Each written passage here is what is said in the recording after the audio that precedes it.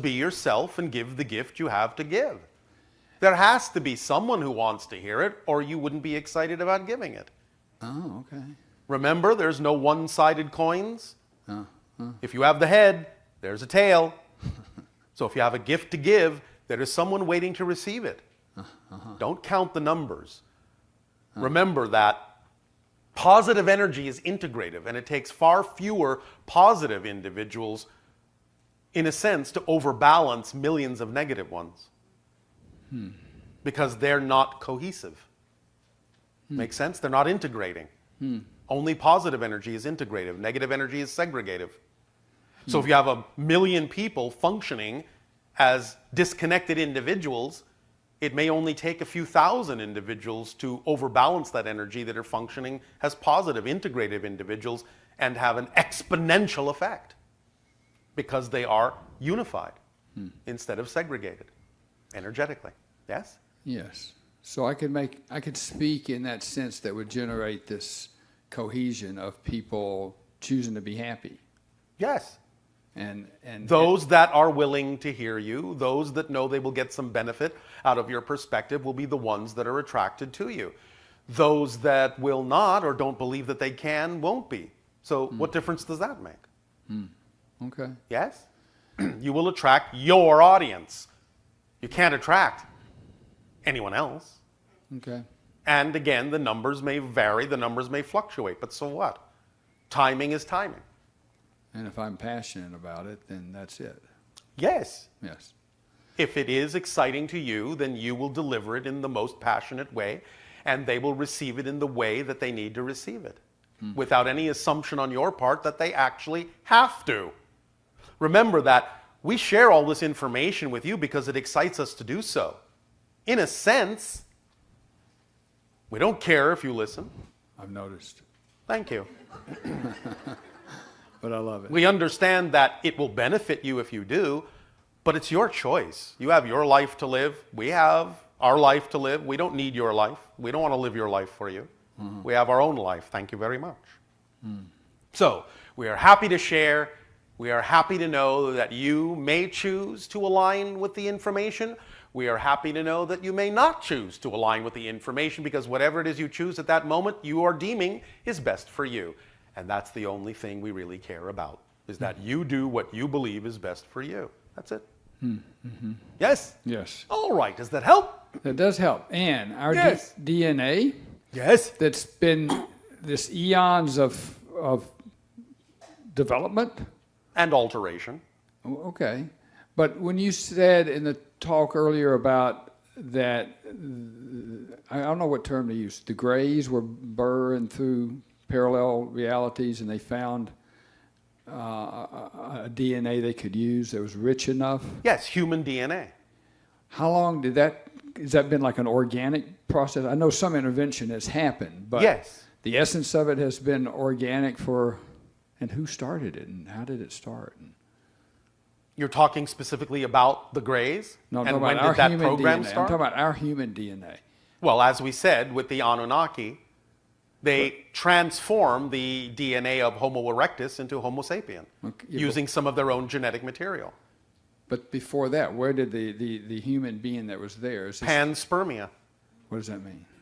It means that certain forms of genetic material arrived on your planet through space from comets and meteorites from other locations where it developed naturally. Huh. So it's an organic soup. Yes. And planets are seeded that way with various forms of genetic material. Now, obviously, it had to originate somewhere originally, but the origination of that DNA, in your terms of counting time, is literally billions and billions and billions and billions and billions and billions and billions of years old. But the idea is that, for the most part, it has been spread throughout the cosmos in seeding by panspermia. Panspermia is the natural movement of matter through time and space? Yes, and here and there it's been accelerated through the machinations of those that may alter the genetics as yours was altered. So it's another form of evolution that certain beings will actually go to other worlds and actually alter the genetics of the beings that may exist on that world. That's another form of evolution. Yeah. And of course, there's also mutations. Natural, Yes. so to speak. Yes. And how many times have we been spliced? The original idea of the Anunnaki was one. In Atlantean times was another. And you are basically experiencing now the third time on a massive scale. Who's that? Third time. The Greys. Oh, they're back. They never left, I guess. I am saying that what you have called the entire alien abduction phenomenology is the third time where there is alteration going on in your genetic structure. Well, is that in our structure as we are now, or is that in creating a hybrid race? It's in creating the hybrid race, but it's also in some of your structures. Because ultimately, you will all eventually be hybridized in a certain way that will allow you to become the sixth hybrid race, and eventually that will all join together with all the other hybrid races to become the seventh hybrid race. We'll talk about that a little bit more tomorrow. Wow. But this is part of the natural evolution of things. So driving here, I had this moment where I looked ahead of me and there was thousands of cars moving around on the freeway. Yeah. Yes. And I wondered, I thought, wow, you know, this is really sudden. This has all happened. I mean, in the 40s and the 50s, it wasn't like this is, and we've normalized it to a large degree. We think it's just normal. But I was seeing there's been a rapid rise in technology. So my question is, Yes. is that, and I sense it's the answers to everything I'm fixing to mention, but it's like our own species reaching a critical Yes. mass point. Yes, that's why we're here to assist you, so that you don't go down the same path the Greys went down. This is the difference in the factors. They didn't have it.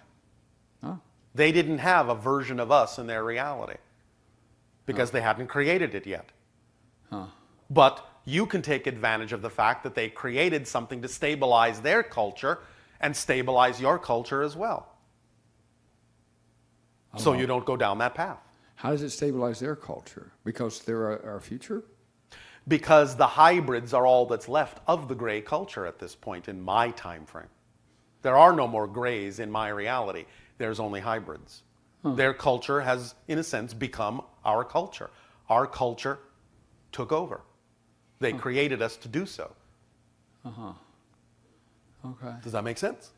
It does make sense. It's a big picture. It's a lot. It's a very big picture. Yeah. And you are seeing about this much of it so far. Oh boy. So is in the development of this technology we have and everything, there must be outside help also. There is. Can we speak? There about, is. Will you just speak about that? Well, a lot of it has to do with your people learning to just tap into source for information. Yeah. Some of it has to do with tapping into specific levels of things. Obviously, we are what you might colloquially consider an outside source helping with certain things here and there. So there are many beings that are offering suggestions, offering guidance. It's up to you to pick up on it or ignore it, but you're always being given assistance. It's really not that you have to ask for more assistance. You're really being given all the assistance you can possibly be given. It's about becoming more sensitive to the fact that you're already being given that assistance and tuning into it so you can use it more efficiently. Okay. Does that help? That does help, and I'm going to finish with this. So in going on my morning walk, there have been mornings where I would pass the same individual almost at the same place, even though I had maybe left 30 or 40 minutes different. Yes. And it's almost like the movie Matrix where he sees the scene repeat itself where the Oh, cat all right, walks we across. understand the reference. So what is that? Is that me? You're using the synchronicity of that to guide yourself. Like some people use the idea of the repetition of numbers. Right. It acts as a road marker reflection to let you know that every time you give yourself that synchronistic reflection, you're in the correct state of being for you to be in. You're on the right path. It's a road marker. It's a guidance system you've created for yourself. Well, after a few times, it felt so strange. It didn't feel. Well, you are strange. Well, I tried. In a positive way. I am. Nevertheless, be prepared for your realities to get much stranger, because that's what going into fourth density is all about. Experiencing life in a much more magical way, in a way you've always been told is just a fairy tale, but will ultimately discover is the way life actually is. Okay, yeah, now I remember. Actually, in seeing those scenes repeat themselves, it made me realize how temporal everything is, how everything is an illusion. Exactly. Okay. So now you are beginning to see through the illusion and recognize that physical reality is really just your dream. Please again remember, your natural state, just to put it in your language, is really being in spirit. I'll just use your term heaven if you want. You never leave heaven. Ever! You're there right now, but you're dreaming that you're not. Yeah. That's the difference. You don't go back to heaven. You don't go back to spirit. You wake up and realize you never left. Yep. See the difference? I do. All right. It's living it. Does that help you? It does. Thank you. Thanks.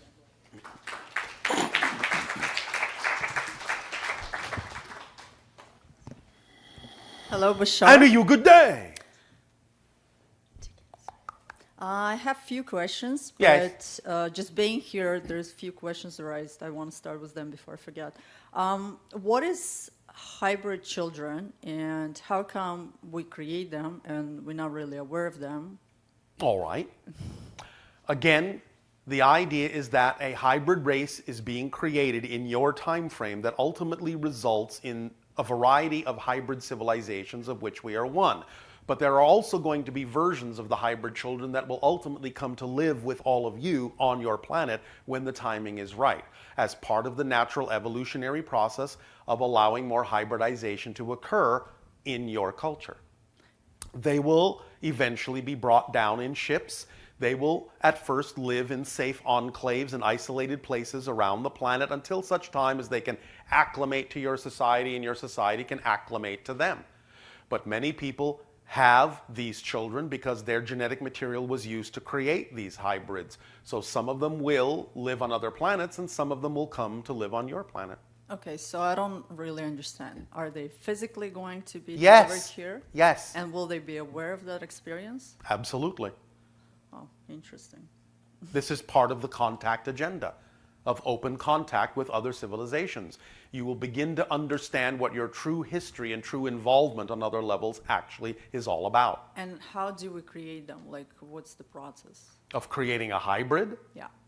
Well, it's very detailed, but essentially it is taking certain genetic structures and using certain kinds of energetic templates to create beings in vitro that will grow into very balanced beings, both intellectually and emotionally.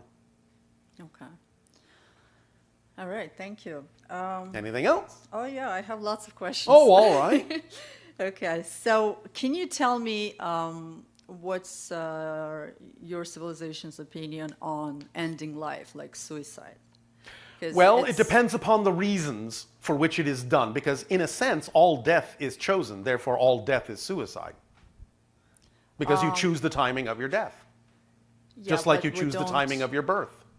Now, so again, it depends upon the reason it's done, the state of being in which it's done. Now, ultimately, you're always all right, because you are really eternal beings. You're infinite beings. You never really die. You just change form. However, some people can make the decision to take their own life from a very negative place. And that's the state of being that we're talking about that doesn't necessarily serve them. It can cause confusion. It can cause a certain number of things that they may feel then that they regret having done and so on and so forth. But they also will understand that they are eternal beings and can always take another whack at it, as you say. Yeah, but isn't there any repercussions? Yes, the repercussions are that they may experience a great sense of imbalance having done it the way they did it, and they will find themselves having an urge to rebalance their energy and bring themselves back into a positive flow. Because what they have done might have been done against the grain, shall we say, the natural flow of positive creation. And so even though it's not a value judgment, it's still recognized that it may not necessarily have served them or anyone else to the best of their ability. So they will usually have an urge to rebalance that energy in some way, shape, or form. They will experience the consequences of their acts. They will experience all the different effects that they had on all the people that they affected in their life, even by leaving, by taking their life. They will experience all those things as if they are experiencing it from all those people's points of view. in exactly graphic detail. But again, this is just knowledge. This is just education. It's not a punishment. Okay. So there are consequences, but there are no punishments, except the ones you inflict on yourself. I see. Okay, well, we have this concept of old soul. Old soul. Yeah, can Yes. you elaborate a little bit It on translates as really the idea, perhaps more experienced in a certain way. Because again, everything really is timeless and ageless, so it's really all the same age. But the idea is that some souls may choose to have certain experiences that in certain realities may make them more experienced than another soul who may not be choosing as many experiences in that reality. that? Okay, so does it matter on oversoul sort of experience as well? I mean, Well, an oversoul is a slightly different thing because in a sense it's like saying it's a greater being that can, well, so to speak, split itself into smaller individual bits called individual souls, which then can experience the idea of incarnations and have an experience in physical reality. So the oversoul experiences all those extensions all at the same time, simultaneously, from its higher point of view. okay, so my understanding of old soul would be someone who has an oversoul bigger as opposed to another person. No. It has meaning not always it's- anything to do with the oversoul. As we said, it may simply be that that particular oversoul has many more extensions in a certain kind of reality, and each individual soul may be able to draw upon that multitude of experiences where another oversoul may not have as many extensions in the same reality and therefore has less experience for the individual souls to draw upon from that reality. Does that make sense? Yes and no. Oh, all right. What part doesn't? Okay, so if an oversoul has all these extensions Yes. that can benefit from all these experiences that Yes. other extensions have, Yes. wouldn't it make this every particular incarnation more richer, and wouldn't it feel like it's more older soul because it has more experience? Well, it depends on the theme that it's exploring too. Because the theme has a lot to do with how it experiences itself in the incarnation. And you can actually have a very old soul choose to experience itself as if it knows almost nothing. Oh, okay. So you have to look at all the factors. And why would you do that? Why would anyone would want to go back? Because you have to forget in order to remember. You have to forget who you are in order to discover yourself from a completely new point of view. To the oversoul, it's not going back. It's just setting up the parameters that are necessary to actually have an experience of discovering yourself in a way you've never discovered yourself before. Okay.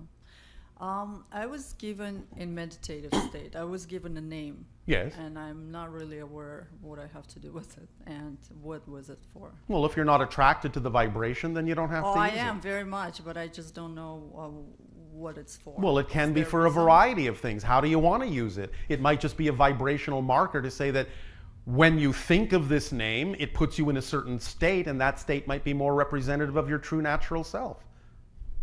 Okay. Is that some way that you can use it, or is there some other way you wish to use it? Well, I don't know yet. It's up to I'm your still imagination. exploring on it. It's up to your imagination. Okay. Thank you very much. Is that it? I have more, but I'll let other people. Oh, all right. Thanks. Thank you.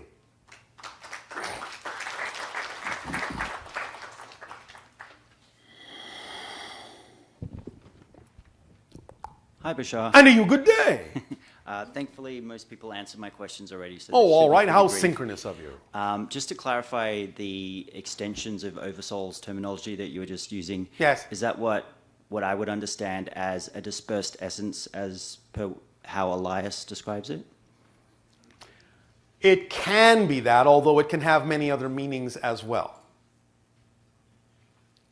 Okay. And then just continuing on with the Enneagram pictures. Yes.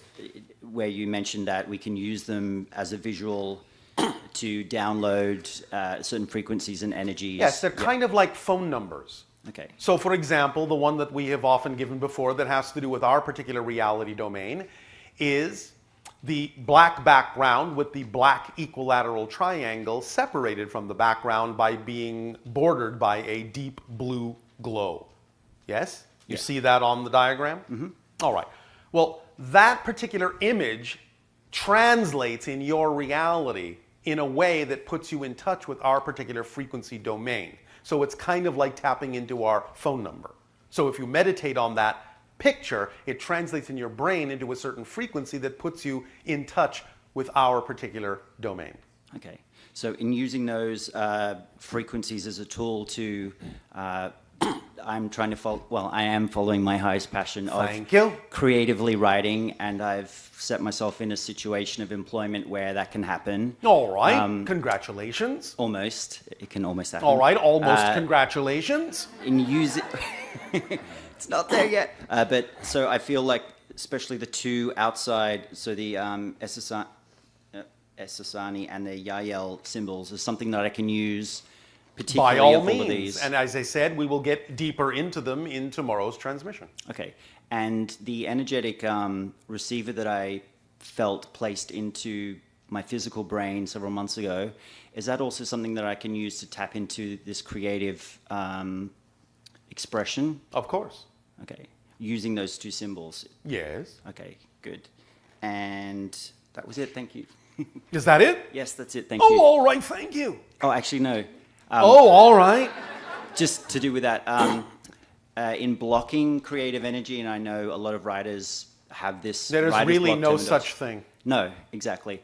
But I felt that my body has reacted to that by a pain in my right shoulder. Yes. That is simply like right. And I haven't been writing. Is that a good, an accurate impression of how my physicality is? Interpreting it? Yeah. Yes. Okay. Right. Block. Exactly. Yes. Okay. So to uncreate that, is it just a simple? Give the energy a flow. Okay. Don't block it up, so to speak. Okay. Yes? Yes, that makes sense. All right. Okay. Does that help? It does help. Thank you. All right. Thank you.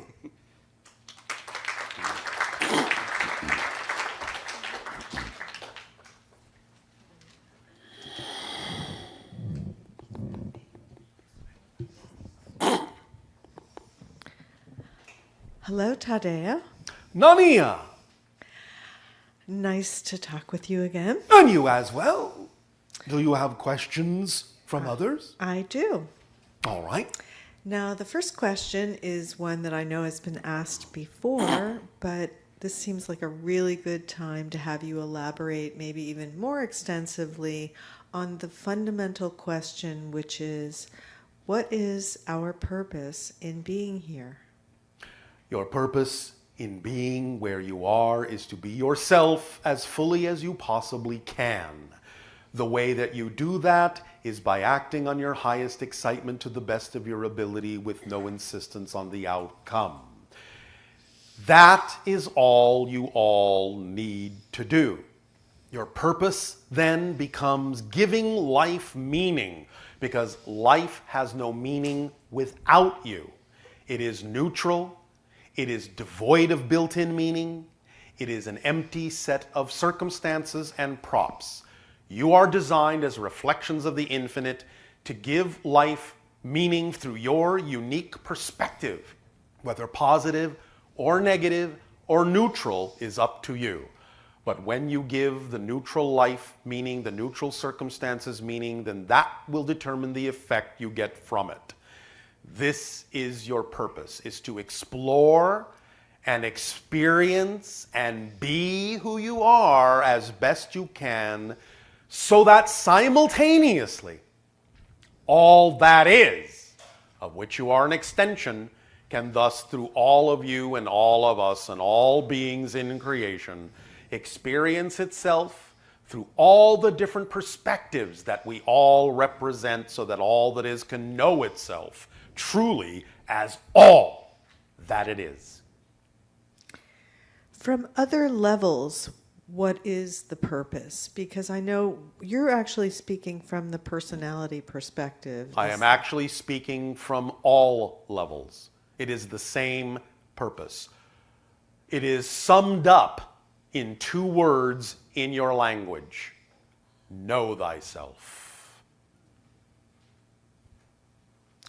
So part of this experience of learning how to work with the mechanism, or what you have in the past referred to as sort of like learning how to use the coffee pot. Yes. Which is learning how to live on planet Earth in the vibration that is the most truly your signature vibration. Yes. The best cup of coffee you can make. Yes. And so when you explain to us all of the nuances of how you go about manifesting the reality that's the most exciting for you, that allows you to be your full self the most completely. Yes. The idea behind that is that we came here without understanding how the mechanism works. Yes. And now we're becoming artists that are learning how to work with the mechanism. Yes. And make the best cup of coffee. You are learning how to master the mechanism. Yes. From this unique perspective. Because again, remember, the structure of existence never changes, never expands one little bit. But your experience of the structure, your perspective of the structure, your point of view of the structure, that's what constantly changes and will always continue to do so infinitely. And that's what allows creation to experience itself as expanding, discovering itself anew, again and again and again and again and again and again and again and again, forever and ever and ever and ever. Because you can always have a different point of view of the same structure that never changes. From the perspective of spirit, it's automatically expressing itself as fully as it can, isn't it? It depends on the level of spirit. You can still have levels in spirit where you can still play some of the limitation game, but it's not played for the same reasons it might be played in a physical dream. And from the Oversoul's perspective, it will again experience all these different levels, experiencing themselves in their unique ways, and will experience itself as the combination of all those unique ways simultaneously. It will experience itself as a collective of experiences. And so when the... Think about this for a moment. Okay. In many ways, you can experience yourself as a mini Oversoul. In what you call the idea of remembering bits and pieces of your childhood, yes? Yes. In what you call being aware of bits and pieces of experiences you have as an adult, yes? Yes. In what you project into your so-called future as things that you dream of doing, all of these can be said to be experiences that are existing simultaneously, and in a sense, all these experiences, what you call past, present, and future, make up your total sense of yourself, your path, your destiny, your idea of who and what you are and what you wish to be and who you've been and so on and so forth. And that accumulated idea of all those things make up what you think yourself to be. So in a sense, you could say that's a very miniature version of an Oversoul experience. I can see that. And one of the interesting things that you've shared with us is that since you change moment to moment to moment to moment, yes, that you also change your past, yes, when you do that. Yes, because if you are truly a different person, then obviously, looking at it from a historical perspective, the only way you could actually have become a different person would be to have a different past. So therefore, you create the past from the present, not the other way around.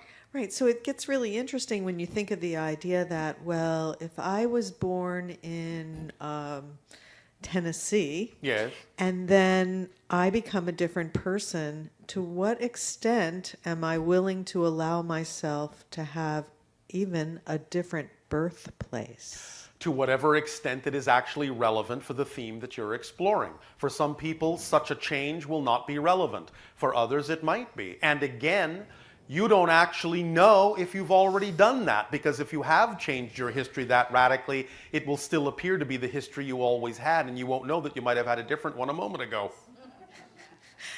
I think that is the most fascinating aspect of this, that it really reminds me of that movie, Back to the Future, where he would look at the photograph and the people would like disappear in the photograph depending on what was happening in the reality that he was in at the present moment. Yes, in a sense. Now, the idea of time travel doesn't really work that way, but we understand the analogy, yes. But the idea that as you change, that literally the photograph will look completely different But you from the won't past. necessarily know that it does. You might. That can be part of the change, that you recognize that the photograph is different than it used to be. But for most people, they won't know whether it is different or not, because it will simply be what appears to be the photograph that's always been there, even though it may have been 10,000 other photographs 10,000 moments ago. And you know, in a sense, we get this experience too when you return to a part of town or something like that where they've built all new buildings. Yes. And it's like, oh, I was here many years ago and it looked completely different. Yes. Well, actually, no. I've just shifted to a parallel reality. Yes, that is already different. And it's reflecting to me that I'm that much different because Yes. literally the buildings and the things that are there now with the present me are is a different Earth. It's just that you create this illusion of continuity that just says that, well, it's the same Earth, but it's changed a little bit. And in fact, it's not. It's a completely different planet. And you're a completely different person. But you have maintained the idea, the illusion of continuity that says something's changed, something's different. So that's one version of maintaining the illusion or the knowledge that something has actually shifted. The idea of the 10,000 photographs that have changed that you may not be aware of, however, is also another good analogy for how the oversoul would experience things, because the oversoul would know about all 10,000 photographs. And the purpose of experiencing these different realities, but in a linear sequence, gives you the opportunity to experience the process of change, the mechanism of change, the experience of actually shifting, which from a timeless state you can't experience by definition. You have to create the illusion of space, the illusion of time, in order to have the experience called change. And what is the purpose of process itself? I mean, why come here and have all these processes? To discover yourself from a new point of view. Remember, the word is to discover yourself. In a timeless state, you can change instantaneously to a new point of view, but you will never experience the actual discovery process that is an experience, a valid experience, another way of seeing, another way of experiencing. All that is just as valid as changing instantaneously is. But it's just another point of view. The actual discovery process is valid unto itself as a unique point of view, a unique experience. And I remember you were mentioning that for us, most of us are going through the process right now of letting go of negative definitions. Yes. And that is what our process encompasses, discovering negative definitions and then changing them into positive definitions that work for us. And when you reach a certain plateau, a certain vibrational state, the process will continue in physical reality, but it will no longer be a process of letting go of negative definitions. Once you are fully positive, there will be no more negative definitions to let go of, but you can still remain physical and go into fourth density and alter the process to be one of now, not letting go of negative definitions, but letting go of things that are simply no longer relevant to who you know yourself to be. It's an issue of streamlining, so to speak. No longer thinking about what to add, but thinking about what to take away to get down to the core, the true essence of your being. And we'll be looking at things like relevance in terms of the theme that we're exploring. Yes. It will be mostly all about what is now relevant for who you deem yourself to be. And when you talk about letting go of negative definitions, I wondered about this. It means you would never have a negative thought? It means you can observe the idea of negativity. You can play with the idea of negativity. It's just that it will never have an effect because you will be looking at it from a neutral observational point of view. So, for example... It won't be real to you. It won't have substance to you. It will just be a neutral observation. I mean, a very typical thing that will happen with somebody if you're stuck in traffic. You're like, It's an orchestration. Yep. You're there for a reason. It may not always be your reason entirely, but it is for a reason. You may be serving someone else by being exactly in that spot at that time. You may be avoiding an accident down the road by getting stuck in traffic that you don't know about. You may be avoiding your own death by slowing down in a traffic jam. If you're going to be in a traffic jam, at least enjoy the flavor. Make some toast.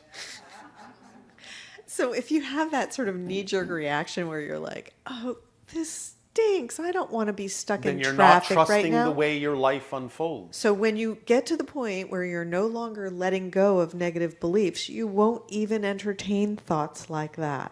No, you may observe them, but you will not invite them over for tea and entertain them. Look at it this way. Do you see that you have a shadow on the ground? Yes. Well, look at it. Does it affect you in any negative way? It's a shadow. It's the opposite of the light. But you're just looking at it as a neutral phenomenology. It's just a shadow. Big deal. That's the way you will look at the idea of negative definitions, of negative energy. It's just a shadow. It needs to be there in order for you to perceive the light. So thank you, shadow. If it wasn't for the dark, I wouldn't see the light. And why is it that we're all so afraid to fully be ourselves?